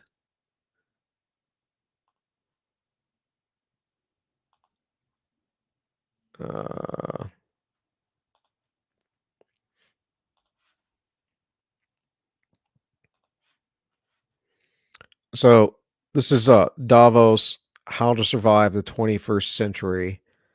And this was January 23rd, 2021. Just imagine North Korea in 20 years. That sounds quiet. Let me... Imagine North Korea in 20 years when everybody has to wear a biometric bracelet which constantly monitors your blood pressure, your heart rate, your brain activity, 24 hours a day. You listen to a speech on the radio by the great leader, and they know what you actually feel. You can clap your hands and smile, but if you're angry, they know you'll be in the gulag tomorrow morning. And if we allow the emergence of such total surveillance regimes, don't think that the rich and powerful in places like Davos will be safe. I'm the chairman of The rich and powerful of us here at Davos will be safe. It's just interesting. It's like a weird kind of comment to make. Oh man. Anyways, yeah. I mean, look, this is what these people think. I've told you 1,000,001 times. They're special. They're elite. I started off with that, right? They're into the cause, but it's more of the cause of themselves. So, I mean, Klaus Schwab has been writing and talking and planning about these things since the 70s. This cabinet are actually young noble leaders of the world economic forum. We penetrate the cabinets. The change is not just happening. The change can be shaped by us. We have to prepare for a more angry world. How to prepare? Take the necessary action to create a fairer world. I see the need for a great reset. So people assume we are just going back to the good old world which we had and everything will be normal again. This is, let's say, fiction. It will not happen. There is only one way this pandemic is going to go. It's going to get worse and worse and worse. The next crisis is already waiting for us around the corner, and it is the climate crisis. Gotta love it. Like right before I went live at this went up over on the Blaze, and this is of course Thomas Massey questioning Pete Buttigieg, the Secretary of Energy, and I like how calm and concise Buttigieg is, and of course he would be. He's a Rhodes Scholar, so you already know he's a globalist. But look, just listen to what he has to say and see if you think any of this makes any sense. Secretary Buttigieg, I've been driving an electric car for 10 years, and I've had solar panels for 15 years, and I'm really bullish on technology and the way it could help make our country energy independent or more energy independent. But I'm really alarmed at sort of the naivete of those who are promoting rapid adoption of these technologies with our existing infrastructure. President Biden signed a non-binding executive order stating that 50% of vehicles sold in the United States should be electric by 2030. Do you support that? Yes. And he also said that by 2035 that 100% of the federal government fleet should be electric. Do you support that? Yes. So which uses more electricity? We're talking about residential electricity here. A refrigerator when it's running or an electric car when it's charging in your garage? I would expect a car. Would you say it uses twice as much or 25 times as much? I would think closer to 25 times as much. Yeah. It's actually 50 at the instantaneous moment, but over the course of a year, if I take the numbers from the U.S. Department of Energy about the average household, how many vehicles they own and how far they drive, over the course of a year, an American household would use 25 times as much electricity for their electric car as they would for their refrigerator if they had 100% adoption. And the average family has 2 vehicles, and this would be if the average family had 2 electric vehicles. Do you think it would strain the grid if everybody plugged in 25 refrigerators in every household? Well, if we didn't make any upgrades to the grid, sure. I mean, if we had yesterday's grid with tomorrow's cars, it's not going to work. It's one of the reasons why we believe that infrastructure includes electrical infrastructure, and argued for that to be included, as it thankfully was in the bipartisan law. Do you think by 2030, which is when Biden says 50% of cars sold should be electric, do you think the grid will be capable of handling electric cars? It's going to need to be, and we're working with the Department of Energy every day. We've established a joint office of energy and transportation to map out some of the needs. Obviously, some of this gets outside of my lane, and we've been discussing with, for example, the truck stops that are looking at what their power needs would need to. So he said it's going to need to be, and Massey makes a point of that because he didn't give it an affirmative, and Massey goes on to say, well, it won't be, and it won't. But we don't expect Biden to be around much longer. It seems like the Dems are going to want to drop him, and if it's highly possible, it's hard to say that the Dems would give the Republicans a win, but I've said it before that it could be that the old Hunter scandal. That's the back door. That's the way out. Let all that stuff come out. Let that start to leak. Let people find out, whatever. Maybe they're not letting it because, I mean, Hunter just seemed to just drop it off. and they have chased down the pawn shop owner and all that stuff. But look, all this stuff's coming out about Biden. You get a bunch of Republicans in there. They'll probably do nothing, but let's say for argument that they will actually do something for once. And you got to wonder, Are they going to try to impeach Biden? Will the Democrats actually jump on board? Will that be their way to give them a win, to have the first female president ever? I don't know, man. I have no idea, but sounds fun.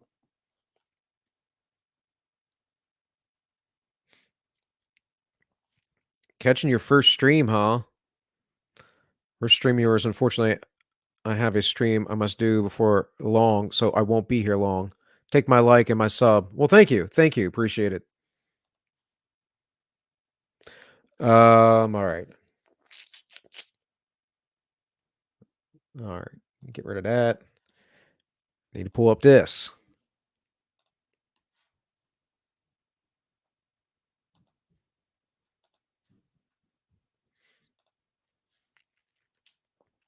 All right. So now we're going into the deep territory here.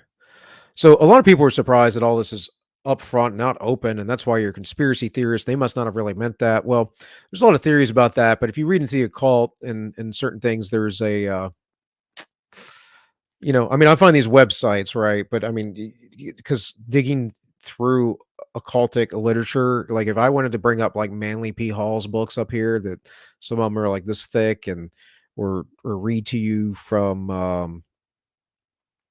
Morals and Dogma or something. Like I don't feel the need to do all that. Like I can highlight a few things here and there, but there's plenty of people that have done that in the past. It's all over the interwebs. Be a real person and do your own homework. But yeah, it's there's some stuff here that's pretty accurate. So it says the elite belief system of value, social Darwinism. The elites believe they are a more advanced form of human. Yes. That's literally what they believe. It's like they're like smarter, they think, and they have lower morals, right? Because they can do whatever they want. Many of them are just literally like psychopaths, and they'll manipulate and use people. That's why they think that you're weak. You're below them. If you ever run across a true narcissist, an overt narcissist, not the covert type, you'll find that they are very much like that, that you can't really have any power over them, or if you try to exert anything like that, like power over them, they will snap at you. And often psychopaths are kind of the same way, whether they're malevolent or not, because there is like the ordinary, I walk through the street psychopath that just doesn't have any theory of mind for anyone else, or even really themselves. They don't really have a full sense of self. So here it says, in order to justify their belief, they grafted Darwin's theory of biological evolution onto social organizations to create social Darwinism. Over the centuries, they have referred to the public variously as cattle, sheep, it, as Plato did in the Republic, and social Darwinism is merely the modern expression of this attitude and their elitist belief system. Yeah, and like you find this a lot in philosophy. It it because there's got to be something to call the mass, the majority of the people who are in the bell curve, the people who are in the middle of that IQ curve, and some toward the upper end of that like 115 spectrum to like maybe the 125 or maybe right under the 130. Those are like your midwits. And that's where they lie, right? And most everyone else is like in that down to 100 range and up into that 150, right at that 115 point. So very few people are on the outliers. Like 130, I believe it might be 128. I always say this because I should look it up again. It's just so I can forget it again. But like 130, 128 is like the 2 percentile. So the second percentile. So it means, you're up there as far as intelligence population. And, you get into the first percentile very quickly. It might be something like 134 or something. It's not that far away from 128. I can tell you that. And you have to understand that it is a derogatory term, and at the same time, it's just it's a way to explain these people that are mindless NPC like folks that just follow along with everything and have no internal drive for themselves, right? That's what they're talking about. And though I think Plato's Republic's a very disgusting society, and I think like Schopenhauer used the herd a lot. In fact, Schopenhauer's use and thought of the will. You can tell Nietzsche very much built off of, and how Schopenhauer thought about the will. And Nietzsche thought about the will to power, right? So understand these thoughts go really far back, and honestly, it's what it's always been, and that's what Nietzsche gets into in his master slave morality, and his whole points, and that and the genealogy of morals. But his whole point in all of this is that the elites were always brutes, and they always did these things. And it's like, yes, that's the biblical story too. That's the biblical story too. But that changed, right? That changed, and they learned to twist the nature that Christ gave to the West to control them. And that was the divine rights of kings. Anyways, let's keep going. So the second one down is included in social Darwinism, and that's eugenics. It says the elite throughout history, in support of belief in their own superiority over the common person, have practiced inbreeding among themselves. This is, yeah. I mean, we know the royal families did this. This happened all throughout time. They do this to preserve intelligence, love of power, and above all, ruthlessness and willingness to kill as required. They still practice this today. Well, yeah, so World War One was between three cousins. One was British, one was German, and one was Russian. Of course, the Russians pulled out, but I mean,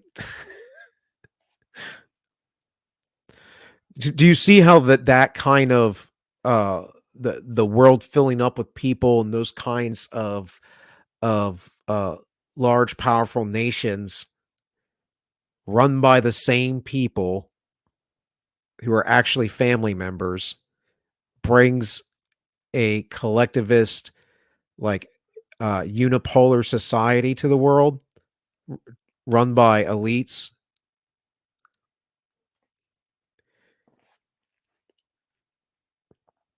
because that's where the start of all that stuff happened, right?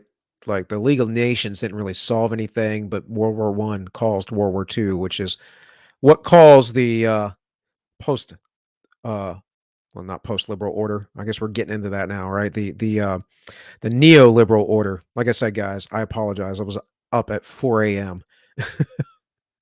So, psychopaths among elites. It is not a belief, but more of a sobering fact that must be considered when evaluating the values and actions of the elites. That has been well established, as shown by Andrew Lebowski's in his book, Political Chronology. Oh, yeah, I forgot about that book. I forget what this word even means, actually. But that's okay. I'm going to look it up.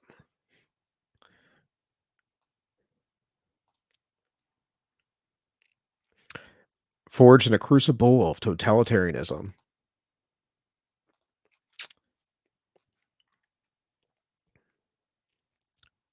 The doctrine of wickedness. Okay. Word. All right. Let's keep moving.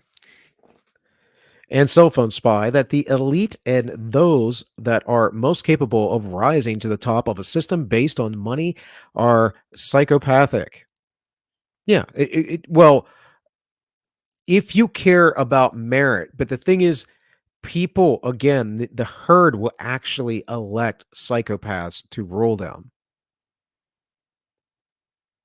Right? The people that have that slave morality will elect the psychopath to rule them. They do. They do it all the time. And part of this is because, well, the more intelligent that people are, the more that they show, they have aspects of psychopathy, right? And I don't mean like that they're actually psychopaths, although some of them were, for sure. But I mean that they just are less attached to people. They don't need the same kind of emotional connections a lot of times that other folks do. And they have autistic type behaviors, right? They have sensitivities to things, and they have particularnesses to them. I believe I played a video a few weeks back about those kind of things with geniuses, right? I was talking about Isaac Newton. So consider that. Consider the difference in higher intelligent people and people that have lesser intelligence and their ability to pick out a psychopath. Because if you're not really good at judging when one is of good nature, good character, right? Because you're easily deceived because you're not problem solving very well. How often do you think that a psychopath would be brought to power? And then on top of that, well, everyone fears them. That's why the warlord comes about, right?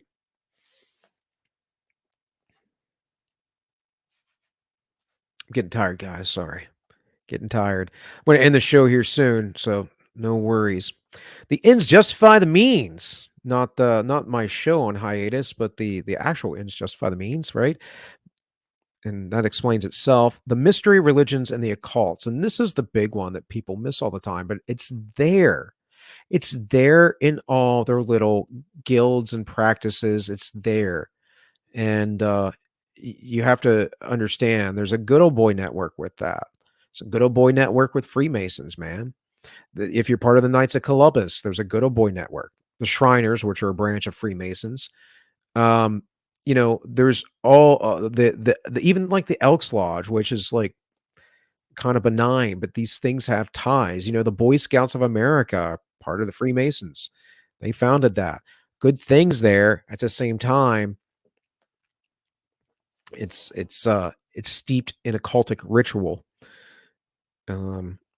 And that ritual is meant to be believed as something. And people in ancient times, when they did rituals, they believed they meant a lot more than when we do them. Collectivism as social control. There's Yuval Harari for you. After experimenting for hundreds of years with different forms of social organization, the elite have concluded that collectivism is the best form of social control. For this reason, and according to the United Nations, totalitarian China is considered the model state for the future. Overpopulation. The elite have long viewed a rising population as a threat to their dominance. And there's a good reason for that, right? There's only so many of them. They realize that eventually a large number of people will inevitably overthrow and remove them from power. They are particularly concerned with the middle class, whose intelligence and capacity to organize makes them the biggest threat. And also, this is okay, getting rid of the middle class. Getting rid of the middle class is very important, not just because of their potential wealth, but this is also your people who are going to be of often more high IQ, whatever. They want a greater divide in that. They want all the smart people with them and none of the smart people on the side of the resistance, if you would. And that kind of reminds me, I think a point I skipped on the Pete Buttigieg video there with Thomas Massey is that I've mentioned it to you many a times. How far are you going to be able to go when the infrastructure all across the nation is not set up for electric vehicles? You're just going to be isolated the cities. You're just going to be trapped in one spot. And this is huge to me because before we had cars, before automobiles were a thing, we had horses in America. We are a people of exploration and on the go. I love driving. It's like one of my favorite things to do on earth.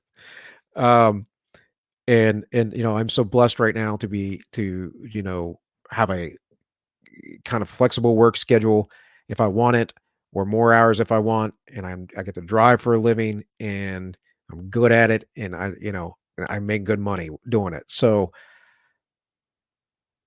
it is built in our nature as explorers, though, as Americans, as that free spirit. So many people have given up on that. And I wholly do believe that cities are psychopathic making machines, right? Anyways, it goes on, as was written on the Georgia Guidestones, yada, yada, yada, multi-generational planning. And revelation of the method. Now, this is an interesting one because revelation of the method is not something that you can find, but it's necessarily spelled out, but is known. And there's a lot of things like that are coined in certain spheres or circles of conspiracy theorists. But it doesn't come from anything directly that I'm aware of. There's a lot of things like this. But this is a pretty good article. I'm not going to actually cover, but from Counterpunch. It's actually from a where's that? It's at the bottom. The Cognate, I believe. Yeah, thecognate.org, where it was originally posted. But he goes through some of the history of it. What I want to do real quick is I want to go through the left side, the left-hand side, the evil side. You know that was actually a thing, right? The left side was the evil hand because very few people were left-handed. Yeah, it's the thing. There's meaning and stuff. Revelation of the methods. What's this guy? braindistributor.com. And it says, and he's like, really, everyone's a conspiracy theorist apparently with this guy, but we'll go. I've been in love with that phrase for years, the revelation of the method. It's not my own invention, but borrowed poetry from the world of conspiracy theory. Although it gets referred to as an actual Masonic concept, it's actually a very recent fabrication from a Catholic revisionist historian named Michael Hoffman. No, dude, I have talked to people who are former occultists. They will tell you that revelation of the method is part of their craft. And they do it to say it in front of you, which is in their mind, which he talks about here, I believe, not mistaken. In their mind, it's allowing them to allow you to agree to it. By saying it and you acknowledging it, you're agreeing to it. I think they also get off on it. It's a little, it's kind of a sick game. Anyways, let's keep going here. Try to get through this one fast so I can finish up here soon. In his original formula, the revelation of the method is an occult ritual, specifically a Masonic psychodrama. Yeah, dude, it's a ritual that means something. Just because you don't understand its meaning doesn't mean that it's not there, right? Used casually, the implication is always the same. When the corptocracy commits major crime, they will broadcast their intentions in advance through popular movies and television. No, that's the predictive programming. That's not the same thing. That's also, I think, a phenomenon of several things. That's a phenomenon of the zeitgeist, the collective unconscious, the spirit of the air at the time, what is humming, what people are thinking about, and how they're being influenced, and especially the artists. And right now we don't have a lot of artists because, well, they're all very far leftist, and so there's so much junk that's out there. But most entertainment isn't really art anyways. Most of it's just crap. Most of it's just there to make you lull yourself to sleep. It says Hoffman himself was iffy on the actual order of the process. It's my contention that there are occult rituals, and that, like the Rosicrucian Manifesto, there's another secret society of the early 17th century. They still exist. You can get like the 167th invocation of the Knights of the Rose Cross that talks about unifying. You can find this online, guys. You can get the whole book in PDF. I think it's in the 76 or 170. It's something like that. Go check out Bill Cooper's Mystery Babylon. But it talks about the unification of making the North American Union and the return of Atlantis. That was like their goal. And that was being pushed in the early 2000s with the Amero and the NAFTA superhighway and all that stuff. Lou Dobbs covered it, of all people. It's amazing. Anyways, they're accompanied by anonymous statements of intent like the original Unabomb manifesto, as well as scripts that precede the ritual. Later in the same interview, though, he deviates from his own script. Look at the movie The Matrix in the wake of Columbine. Look at the Wicker Man movie, the same time frame of Son of Sam. That's because there's not a lot of original people in Hollywood. The theme of killings are in the movies, whatever it actually merits. The end result of this theory is pattern recognition in the service of a pre-established conclusion. The revelation of the method is how the Illuminati or the Vatican or the CIA rub it in our faces. Well, it is. And again, though, it's not just that. It depends on what it is. Depends on what it's about. We know right now everything that's out there in entertainment's woke, right? And a lot of it, though, too, is about what people desire, because they're selling to the market. Now, I believe, because they control the money, that at some point, depending on the corporation, go woke, get broke does not work. But it's a matter of what they're feeding to the people in the market. Like, do people have a desire for this? For instance, gritty movies from the 70s, something like The Taxi Driver, which is a classic. It's gritty as hell. It's downright disturbing. But that's what makes it kind of groundbreaking as a piece of art, right? At the same time, you could say, well, but that diminishes our society, and you wouldn't be wrong. It will diminish a lot of people's souls and spirits. But the point is that was a reflection of the time it was going on, right? And to some degree, people wanted to see that. It reminds me of the old Tool song "Vicarious," where he talks about that he needs to watch people die in order to live, kind of thing. That's what we do watching the 24-hour news cycle. Kind of interesting. Anyways, he goes on. He says a bunch of stuff that's a bunch of nonsense. But you know what? I'm going to get out of here. This was in some part in here. He said something about Tertullian. Oh, he talks about the Clinton. This is an interesting one because this Clinton essay that she has, like, you can talk about it on a wiki, whatever else. You can find articles about it. There's no copy of it anywhere, and she kind of praises Saul Alinsky. And as far as I know, the phrase doesn't come from that either, right? But he tries to make that that claim. And then what is it? It's down here. It's been up here. He says something about Tertullian and some other people being horrible. And I'm like, what? Oh, let's talk about this real quick.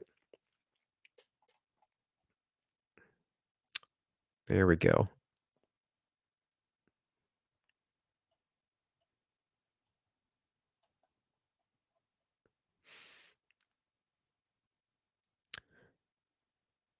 So here it says in quotes, first of all, there is no such thing as revelation of the method. It's a speculative concept coined by an extreme right conspiracy theorist and has no basis in esoteric history or doctrine. Second, I have no interest in talking to people who automatically identify ancient mythological symbols with conspiracy or evil. I'm talking to open-minded people who are looking for a deeper narrative of all this. And it says Christian and conspirament commenters who take on the weighty topic of Hegelian synthesis usually present it in something invented, an intellectual technology that was unleashed upon the world. No, it's a philosophy that can be used like a tool, like any philosophy can. That's kind of the point of having the philosophy. They're tools. They're always tools. I watched this thing, was the Living Philosophy YouTube channel. I mean, the guy's not, he explains philosophy to people in depth. And he was talking about Jordan Peterson pointing to the postmodernists, and it was his shadow coming out and all this other stuff. And I'm like, I don't think so, man. How do you square this circle with all the stuff with the World Economic Forum going on? I said, just because the postmodernists weren't necessarily saying embrace these beliefs doesn't mean that people didn't then take those beliefs and use them as tools. That's the dangerous thing about ideas, right? Is that they are tools and they can unveil another idea. There's a Pandora's box there. You can't put it back in the box once it's open. But to say that it was some technology, at least, no, the Hegelian synthesis was a tool that he defined very specifically that is being used by the communists. It's like, Marx talked about it. I'll tell you right now, the next sentence says, actually, Hegel was diagnosing a pre-existing condition of the human species. And the endless iterations of thesis and antithesis stretch back throughout the history of human culture. It's a binary trap that has always shaped us, east and west, victors and victims, war and peace, us and them. Sure, but what he was that's not actually fully what he was saying. He was saying that is how we go. That's how we go forward. That's how we move forward. That's how we should move forward. And Marx and other like-minded individuals afterward are really into Hegel. I wonder why. They want to get us to that nowhere place, right? And you can I can't talk now. You can juxtaposition that to Kierkegaard, who was like, no synthesis. No, you're either all this or you're all that. Now, I think a finer point would be maybe someone like Jung, who would talk about integration. But yeah. Anyways, later on, he said something about Tertullian being like a murderer or something, which is very odd because he was a Christian pacifist. But whatever. I don't got time for the rest of this, guys. I hope you enjoyed today's show. I hope you had fun. Tuesdays is kind of like the fun day. It's the news day. I didn't need to cover that WEF today, but I had this stuff on my mind, so sorry about that. Cinder, what's up, bud? Didn't know you were here. Didn't know you were here. Thanks for coming by. Glad you're here to listen to more. I changed of mind yesterday, maybe. All right, let me check the other places. Holy cow. Matt, you're blowing up my chat on Rumble. Sorry I haven't been over there.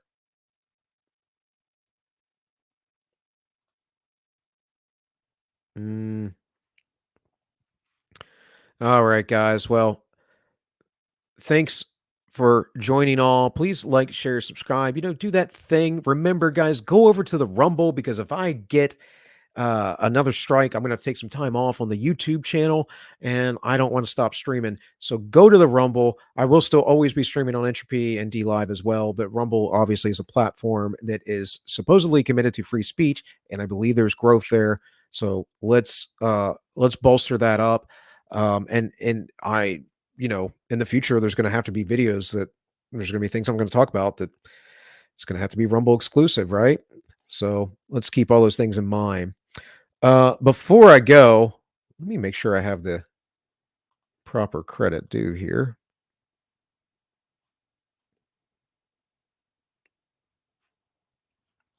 Oh, wait a minute, man.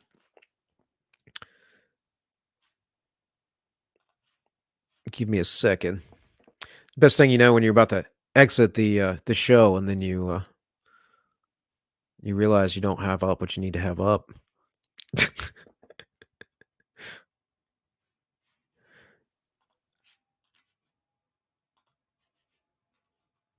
Oh, man.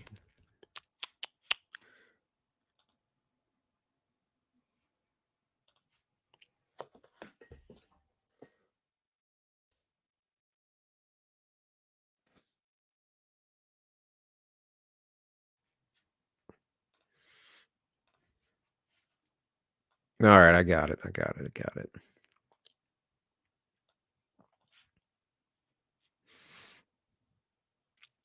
Oh, maybe. Here we go. I just want you guys to know where I got this from, because I use a lot of materials. Leonardo of Biz has some pretty fun videos, so go over there. He's on YouTube. So that like probably really made the slow suck at the end here. It's an epic send off, and then no. Leonardo of Biz is the channel, and with that, I'm going to bid you adieu.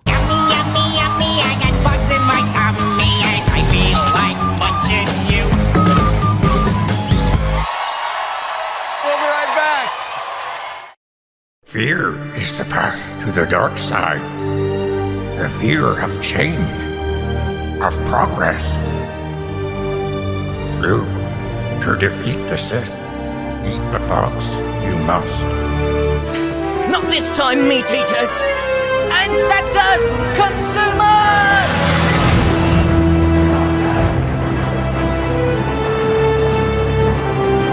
Avengers!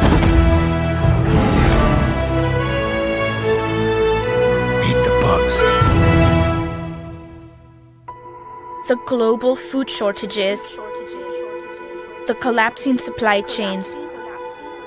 We warned you about the climate crisis, and now you reap what you have sown. But there is still hope. Think again to science. We have a solution. Insects, a sustainable, equitable, and nutritious source of protein for a fraction of the carbon footprint of livestock. We can finally put an end to the wasteful and cruel practice of meat eating for good. So let's turn this crisis into an opportunity to bring equality to our food systems, to mandate social and cultural change. Be a net zero hero. Eat the bugs. And cut.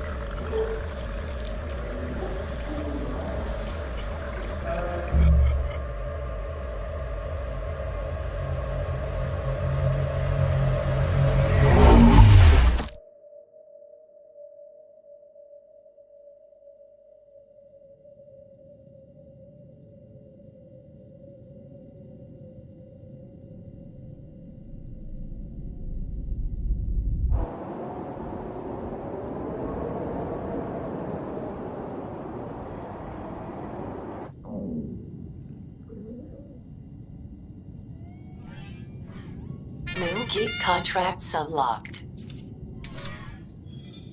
Would you like to try a level 6 gig? Yes. Okay. Deliver a package from your local Amazon node to pod 512 and 165 Spider-Man Road. I accept. Warning. This gig requires 100% of your collateral to be staked. Do you consent? I consent.